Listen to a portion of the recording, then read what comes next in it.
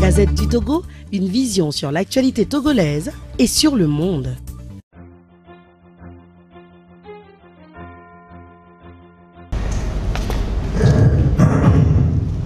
Je voudrais dire que l'homme politique que je suis ne se préoccupe jamais de lui-même. Quand un chef d'État viole la Constitution, viole un accord qu'il a signé pour apaiser la situation dans un pays, il ne se fout pas des hommes politiques, il se fout de vous, il se fout de la population. Ce n'est pas de moi qui lui a adressé une lettre de voix qu'il se fout. Je voudrais que ça soit clair pour nous tous. Quand un président de l'Assemblée nationale, en violation du règlement intérieur de l'Assemblée nationale, qui est une loi, propose en plénière, dans les divers d'une plénière l'ajournement de l'examen de la loi de révision, de la proposition de loi de révision constitutionnelle, il ne se fout pas de l'opposition, il se fout de vous. Donc, ne disons jamais, il se fout de vous, les hommes politiques. Non, c'est de vous. Les lois qui sont en vigueur au Togo, c'est vous qui les avez votées. Même si c'est l'Assemblée qui les adopte. L'Assemblée les adopte en votre nom. Donc, une violation d'une loi, c'est celui qui viole la loi se fout de vous. Ne se fout pas des gens qui évadent. Ça, c'est la première chose. La deuxième chose, c'est que ne vous fiez pas à ce qui est visible. Ce que vous voyez, ce que vous ne voyez pas est peut-être plus important que ce que vous voyez. Et seul l'avenir vous dira celui qui se fout de l'un ou de l'autre. Important. Vous savez, quand on discute des élections, quand on parle du verrouillage du système politique au Togo, c'est un problème qui concerne tout le monde. Parce que il faut que les votes servent à quelque chose. Si vous allez voter comme en 2007, au cours d'élections législatives qui donnent le résultat suivant. Opposition, suffrage, 1 200 000. RPT, suffrage, 900 000. Vous vous retrouvez avec le résultat suivant. RPT, 900 000, avec 50 députés. 50. L'opposition, je parle des élections de 2007. L'opposition, 1 200 000 voix avec 31 députés.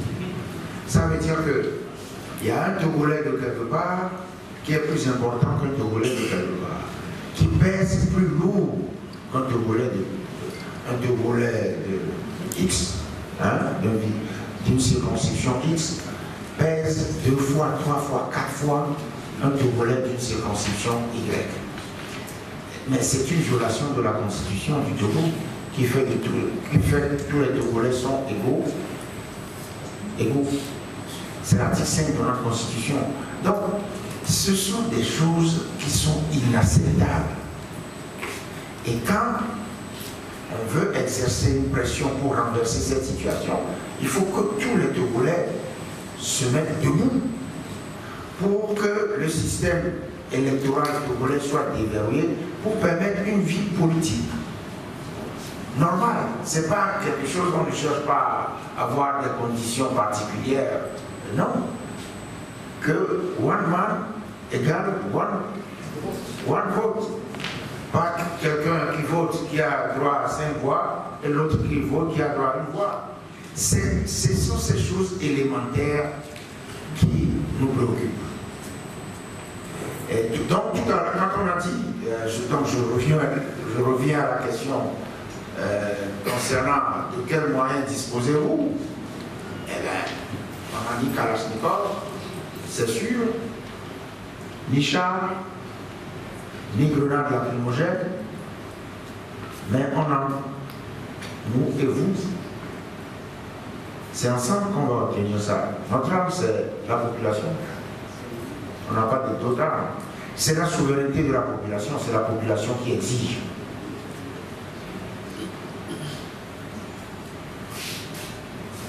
Merci, je pense qu'on arrive à...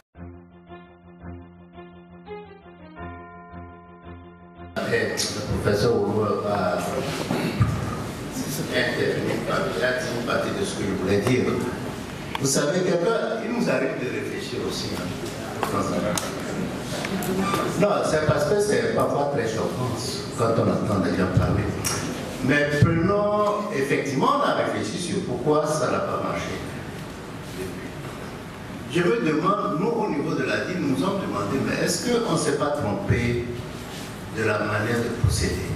Est-ce que depuis 1990, on ne s'était pas trompé en pensant que c'est aux leaders politiques seuls qui revenaient de prendre le devant pour la lutte?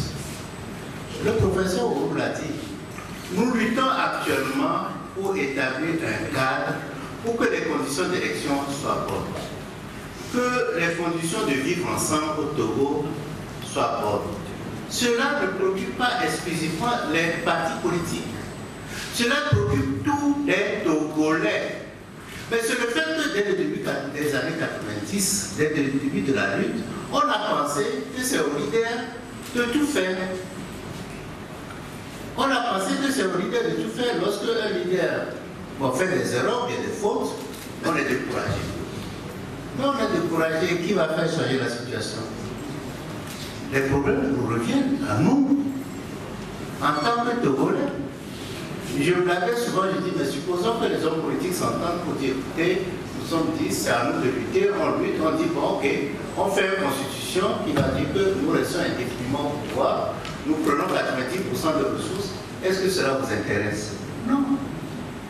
C'est à vous, c'est à la population en tant qu'individu, en tant qu'individuellement et collectivement, c'est à nous tous de lutter pour établir des bonnes conditions pour le pays. Ce n'est pas aux leaders politiques exclusivement. Ce n'est pas aux leaders politiques exclusivement. Deuxième chose, nous avons dit que nous travaillons sur des choses sur lesquelles nous sommes d'accord. Jean-Pierre l'a bien répété plusieurs fois. C'est vrai, nous sommes d'accord sur ça. Je demandais aux gens souvent, d'accord, nous voulons la candidature unique. C'est ce qu'il a dit. C'est vrai. Mais supposons que les conditions ne permettent pas d'avoir la candidature unique, alors il faut s'arrêter. Parce qu'on n'a pas la candidature unique, on ne travaille pas. Je ne comprends pas ce type de raisonnement.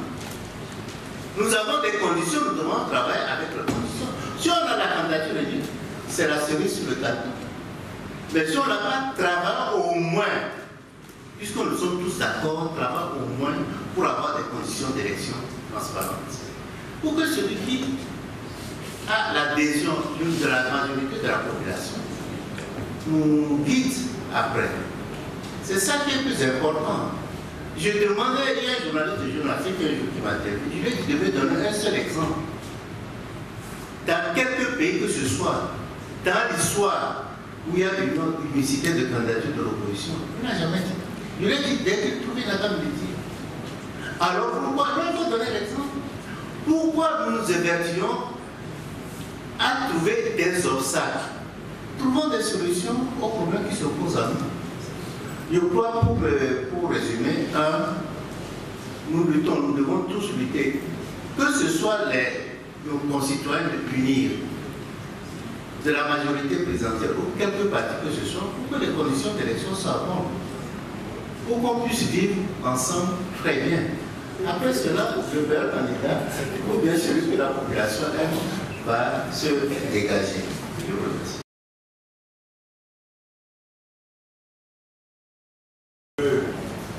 Nous, les six partis politiques, un jour, j'ai été, parce que ça commençait déjà à se savoir un petit peu, après notre sortie, j'ai échangé avec quelqu'un qui me disait, mais vous, votre initiative de travailler ensemble, ça ne donnera rien du tout. Parce qu'on connaît la position togolaise. Et ça m'a fait sourire parce que la démarche que nous avons engagée aujourd'hui et qui nous amène à compte est une démarche rationnelle. Et nous ne sommes pas du tout dans l'émotion. Nous sommes dans une démarche de crédibilité de notre action. C'est pour ça que nous prenons les choses dans toutes leurs dimensions. Nous nous adressons aux populations comme aujourd'hui. Nous nous adressons également au corps social. Nous nous adressons aux chancelleries. Nous nous adressons au régime en place. Et donc, nous sommes aujourd'hui 11 partis engagés dans la même démarche.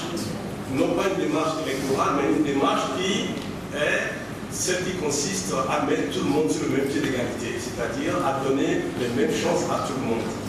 Et donc, la question qui a été posée, c'est de savoir qu'est-ce qu'on fait si on n'obtenait pas les réformes. C'est une question qui ne doit même pas se poser.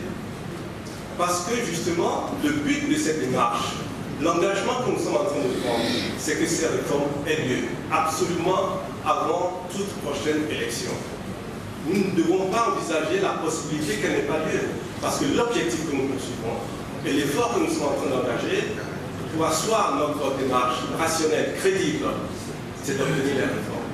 Et si nous arrivons à nous faire comprendre des populations qui peuvent estimer à juste titre être découragées d'une certaine manière, mais qui aussi, nous le savons, dans sa grande majorité, veut que les choses changent dans ce pays. Donc notre démarche, c'est de créer encore cette symbiose avec le peuple, avec l'ensemble des populations congolaises, pour que nous n'ayons pas d'autre option, que le régime n'ait pas d'autre option que de nous faire réaliser les réformes. C'est cela qui doit être la motivation principale et le seul objectif que nous poursuivons. Ne pas y arriver n'est pas une option envisageable.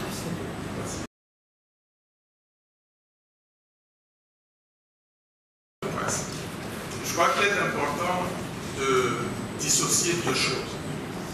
La première, c'est que nous sommes tous préoccupés, comme l'ont dit mes camarades tout à l'heure, nous sommes préoccupés par deux choses. La première, c'est la création d'un cadre pour une vie démocratique normale au Togo. Une vie démocratique normale qui fait que lorsque le peuple élit des dirigeants qui ne travaillent pas conformément à la volonté du peuple, que le peuple puisse les changer. C'est ça l'alternance. Or, au Togo, nous sommes dans un système où il n'est pas possible de changer ceux qui nous dirigent lorsque nous ne sommes pas contents de leur travail. Donc, nous voulons travailler ensemble pour créer les conditions d'une vie démocratique normale. Et nous considérons que la constitution togolaise, telle qu'elle avait été conçue au sortir de la conférence nationale souveraine, permettait au Togo d'avoir une vie démocratique normale. Or, entre-temps, vous vous souvenez, cette constitution a été, selon le terme consacré, toilettée par ceux qui ne veulent pas de la démocratie au Togo. C'est ça le gros problème de notre pays. Donc, les réformes que nous exigeons aujourd'hui ont pour but de nous permettre à notre pays de vivre une vie démocratique normale comme on en voit dans d'autres pays. Alors, ce travail, ce n'est pas seulement le travail des partis politiques. Comme l'a dit tout à l'heure le professeur Olou, c'est le travail de nous tous. Vous, journalistes, vous avez comme mission d'expliquer à nos populations qu'il ne s'agit pas, que les réformes n'ont pas forcément un lien avec les élections, mais que le but des réformes, c'est d'abord permettre à notre pays de vivre une vie démocratique normale. Maintenant, il y a l'autre aspect qui sont les enjeux électoraux. Les élections, c'est pour choisir des hommes et des femmes pour diriger, pour représenter le peuple à l'Assemblée, pour diriger le pays, pour diriger nos communes, etc. etc. Mais ce choix des hommes ne peut se faire de façon convenable que lorsque les conditions d'une vie démocratique normale sont établies. Or, ce n'est pas le cas aujourd'hui. Donc, il faut distinguer, il faut dissocier les deux choses. Donc, ce qui nous unit ici aujourd'hui, c'est notre volonté de travailler ensemble pour faire en sorte que nous créions, à travers les réformes, les conditions d'une vie démocratique normale. Alors, une fois que ces conditions seront établies, après on verra pour les enjeux électoraux, ça ira pratiquement tout seul. Alors, la démarche que nous avons proposée, et une chose que je voulais dire aussi, c'est que la problématique des réformes comporte plusieurs enjeux. Il y a des enjeux politiques, bien sûr, des enjeux politiques des élections non démocratiques, la fraude électorale, etc., etc.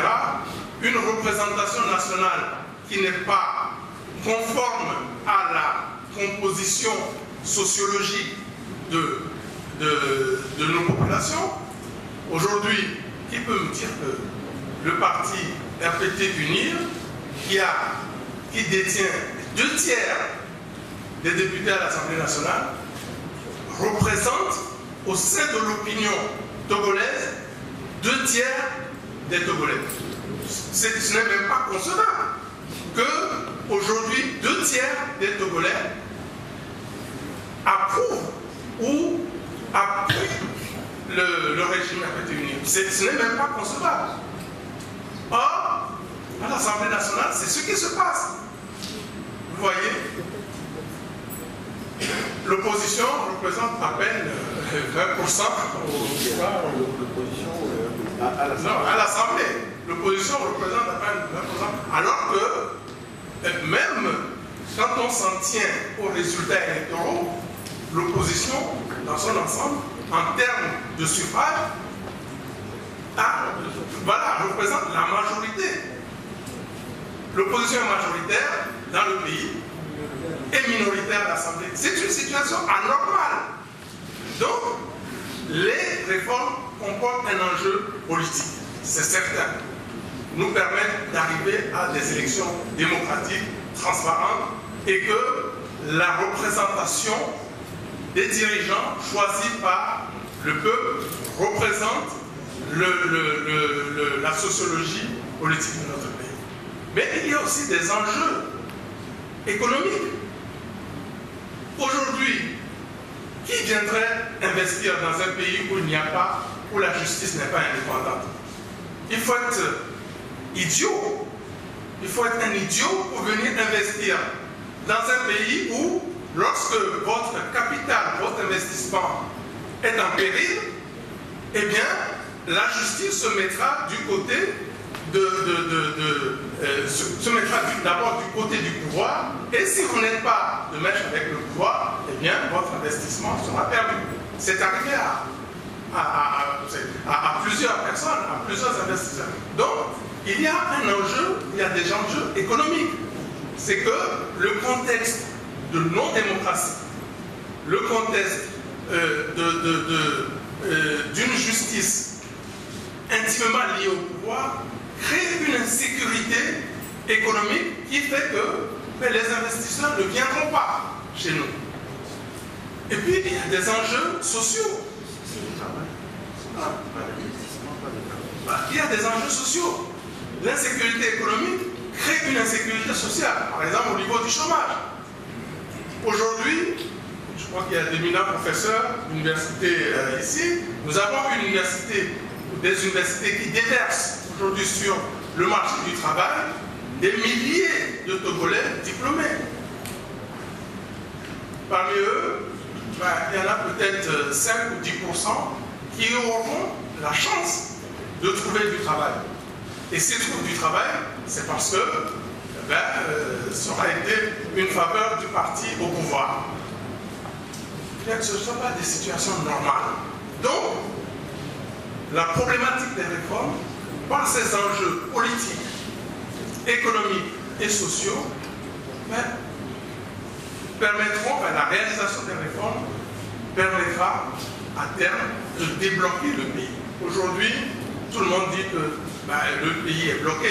Quand vous êtes un acteur économique, un opérateur économique, on n'a même pas besoin de vous le raconter, vous le vivez tous les jours. Et tous les Togolais vivent aujourd'hui, tous les jours, le mal-vivre qui est devenu la règle dans notre pays. Et cela est lié intimement au blocage institutionnel de notre pays. Alors, la démarche que nous proposons, nous disons, c'est une démarche de bon sens. On a toujours dit que l'opposition ne propose jamais rien. Aujourd'hui, après réflexion, nous sommes quand même, comme disait tout à l'heure le professeur Bouguet, il nous arrive de réfléchir. D'ailleurs, nous ne faisons que ça. Et nous proposons une démarche de bon sens. Cette démarche, c'est de dire, voilà, l'APG, l'accord politique global signé en 2006, doit constituer la base contractuelle et politique pour la réalisation des réformes. Pourquoi? Parce que l'APG est aujourd'hui le seul document par lequel tous les partis, toute la classe politique togolaise s'est engagée à opérer des réformes. L'APG n'a pas dit comment faire les réformes, mais l'APG a mis en place un cadre. Et dans ce cadre, l'APG définit un certain nombre de principes. Des principes sur lesquels nous nous sommes tous engagés. Le premier, c'est la poursuite du dialogue au sein de la classe politique pour parvenir à des textes consensuels. C'est important. La poursuite du dialogue pour parvenir à des textes consensuels. Parce que les gens nous disent, mais pourquoi vous parlez tout le temps du dialogue? Mais on parle de dialogue parce que c'est l'engagement que nous avons pris. C'est l'engagement que nous avons pris à travers l'APG. Or, aujourd'hui, ce qui se passe, c'est que nos adversaires en face, eux, veulent sortir de ce principe de dialogue, c'est-à-dire renoncer aux engagements qu'ils ont pris. C'est pour cette raison que nous voulons que chacun respecte sa signature. Nous nous sommes engagés à poursuivre le dialogue pour aboutir à des textes consensuels de réforme. Et le deuxième principe qui a été arrêté par l'APG et qui est important, c'est que ces réformes doivent rester dans le cadre, doivent respecter l'esprit de la Constitution de 1992. Alors, vous voyez pourquoi le parti au pouvoir ne cherche pas de subterfuge à sortir de l'APG. C'est parce que l'APG nous oblige à rester dans le cadre de la Constitution qui a été quasi unanimement, je crois que c'était à 92%, adoptée par le peuple togolais. Et cette Constitution a fait l'objet d'un consensus de l'ensemble de la classe politique, y compris du RPT.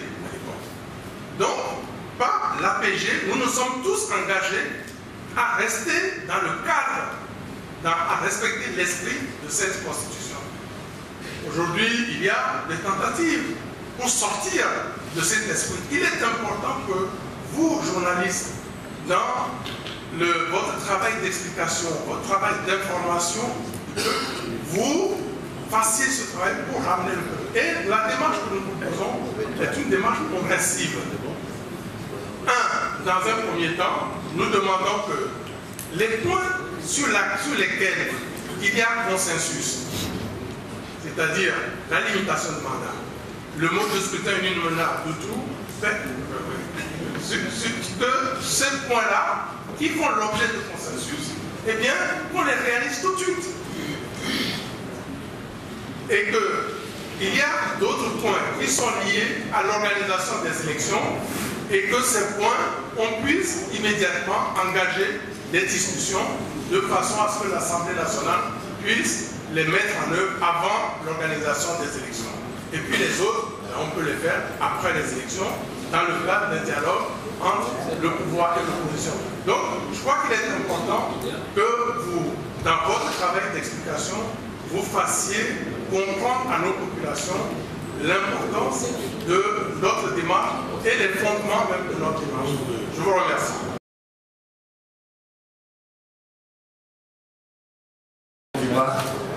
Arrêter clôturer cette conférence de presse. Je voudrais à mon tour vous remercier d'être venu et dire que les préoccupations que vous, journalistes, vous avez exprimées ce matin sont les nôtres. Beaucoup d'intervenants ont parlé des populations, ce que les populations ont fait dans le passé, comment nos divisions ont braqué la lutte. Nous le reconnaissons. Vous avez entendu tout à l'heure Jean-Pierre le dire, d'autres l'ont dit. Nous reconnaissons notre part de responsabilité. Mais chacun doit reconnaître également sa part de responsabilité. Nous disons que c'est vrai, nous avons choisi d'être responsables politiques. Mais en fait, même si nous sommes des députés aujourd'hui, nous ne sommes que des mandataires des populations. Le vrai mandat, c'est les populations. C'est le peuple togolais qui est le vrai mandat, qui nous a donné mandat. Alors, lorsque la chose devient compliquée, mais celui qui a donné mandat, c'est lui qui reprend justement ses prérogatives. On dit, mais qu'est-ce que je fais pour sortir des difficultés? Ceux qui sont devant, s'ils n'arrivent pas à régler le problème, c'est celui qui a donné le mandat qui reprend ses prérogatives pour dire, mais moi je veux régler mon problème parce que j'ai une préoccupation qui n'a pas été réglée. Et ce n'est que comme ça que le cercle puisse marcher. Et dans cette relation-là, chacun de nous est concerné. Je l'ai dit dans mes premiers propos, je reviens là-dessus, pour dire, on ne va pas être quelque part identifier quelqu'un de loin pour dire, mais toi l'as fait. Alors, si toi tu dis, toi l'as fait, est-ce que tu t'es posé la question à toi-même, qu'est-ce que moi je fais là-dedans? Parce que nous sommes dans un pays, c'est vrai, je comprends les Togolais, ils parlent beaucoup, ils critiquent beaucoup. Sur le net, vous allez voir des choses faramineuses. Il n'y a qu'à faire ça, il n'y a qu'à faire ceci, il n'y a qu'à faire. Je vais vous raconter juste une petite anecdote en passant. Il y a quelqu'un qui est aux États-Unis, s'il vous plaît, derrière. Il est aux États-Unis, mais je vous dis, tous les jours que Dieu fait, ce garçon m'envoie un message. Il dit, mais il n'y a pas d'opposition au Togo. Il n'y a pas d'opposition. Vous ne te volez la fleur, vous êtes... Alors, il m'a tellement écrit, et puis un jour, je ne répondais jamais. Et puis un jour, je lui dis, mais cher ami, mais vos idées sont tellement belles et tellement convaincantes que je suis sûr que lorsque vous allez revenir et prendre le devant d'un mouvement et le mettre en application, tout le monde va vous suivre. Mais à quand? Quand est-ce que vous allez revenir pour mettre tout ça en application? Et il ne m'a plus jamais écrit. Il ne m'a plus jamais écrit. Parce que c'est trop facile de critiquer. Mais lorsqu'on vous mettra dans les mêmes conditions, je ne crois pas que vous allez faire des miracles. Alors, ce que vous devez au moins saluer aujourd'hui, c'est le courage des gens qui se sont mis autour de cette table. Parce que c'est réellement un courage de voir ceux qui, hier peut-être, se rentraient dedans, ont décidé de se mettre ensemble. C'est déjà un point de départ. Et lorsque vous allez aider progressivement, parce que nous-mêmes reconnaissons déjà les erreurs, qu'est-ce que nous allons faire pour ne plus retomber dans les mêmes erreurs? Nous allons y veiller. Parce que nous voulons aussi des résultats pour ce peuple togolais qui a tout souffert. Alors, je crois que progressivement, donnez-nous cette confiance-là, parce que c'est avec votre accompagnement que nous allons réaliser ce que nous avons décidé de réaliser. Et puis, plus tard, lorsque les réformes vont se faire, les alliances ne sont pas interdites, les alliances électorales. Et demain, les gens qui sont toutes cette case même décidé de se mettre ensemble pour aller aux élections. Ce n'est pas exclu. Mais nous disons seulement que c'est aujourd'hui la préoccupation, le premier. Laissez-nous faire des pas. On fait le premier pas, demain, on en fera un autre. Et c'est comme ça qu'on va régler le problème. Merci d'être venu, merci d'être avec nous, et que Dieu protège nous tous. La Gazette du Togo, une vision sur l'actualité togolaise et sur le monde. Rejoignez-nous sur le www.lagazettedutogo.com. ou sur nos comptes Facebook, Twitter et YouTube. Pour tout contact, écrivez à contact@lagazettedutogo.com ou appelez le 92 80 88 53. La Gazette du Togo, c'est l'information en continu.